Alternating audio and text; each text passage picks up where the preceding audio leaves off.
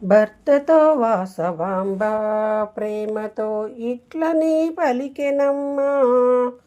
3 రాత్రుల పిమ్మట పార్వతిగా నీ దరికి చేరెదనుగా. నా వైశ్యులందరికును మోక్షమును ఇవ్వమని కోరగాని నగరేశుడొప్పుకొనెను.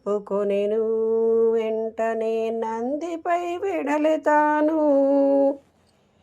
పెనుగొండ శివుని ముందు వెలసెను రెండవ నందియపుడు. ద్వాపరమున నంది ఒకటి, పక్కనే కలియుగ నంది ఒకటి. బాలనగరుల పిలిచియు వాసవి ధర్మములు 3 చెప్పే. ఇవి మీరు దీర్ఘముగను పాటింపుమని చెప్పే ప్రేమతోడా. శ్రీ కన్యకా పరమేశ్వరి మాయమ్మ కాపాడు మమ్ము.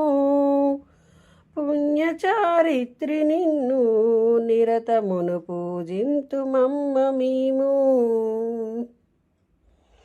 ఉద్యోగ ఫలము కంటే వ్యాపార వృక్షమేమిన్న ఎప్పుడు. గౌరవం కుల వృత్తికే ఎన్నటికి విడవద్దు వ్యాపారము.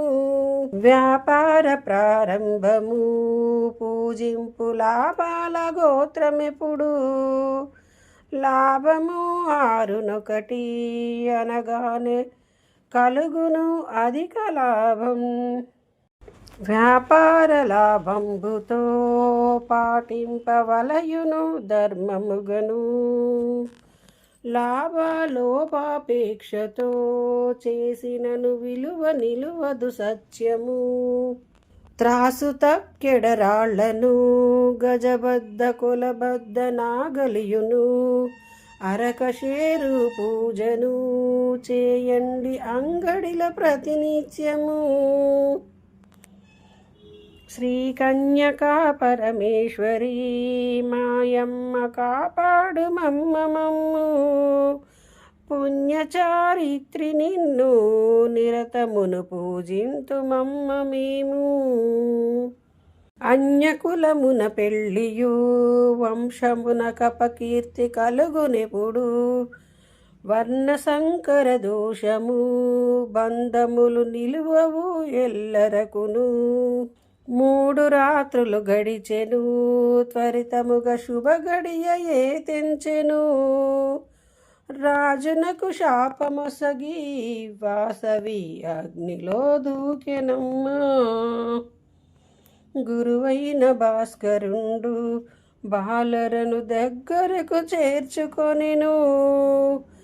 దుఃఖమును తీర్చెతాను ఓదార్చె వారిని ప్రేమతోను. వెంటనే వాసవాంబ పార్వతిగా కైలాసపురి చేరెను. శంకరుడు చూచెనమ్మ అర్ధాంగి హస్తమును పట్టుకొనెను. వామభాగమునందున వాసవిని కూర్చుండబెట్టుకొనెను. అర్ధనారీశ్వరులుగా కనిపించే వారపుడు భక్తులకును. శ్రీ కన్యకా పరమేశ్వరి మాయమ్మ కాపాడు మమ్ము. పుణ్యచారిత్రి నిన్ను నిరతమును పూజింతు మమ్మ మేము.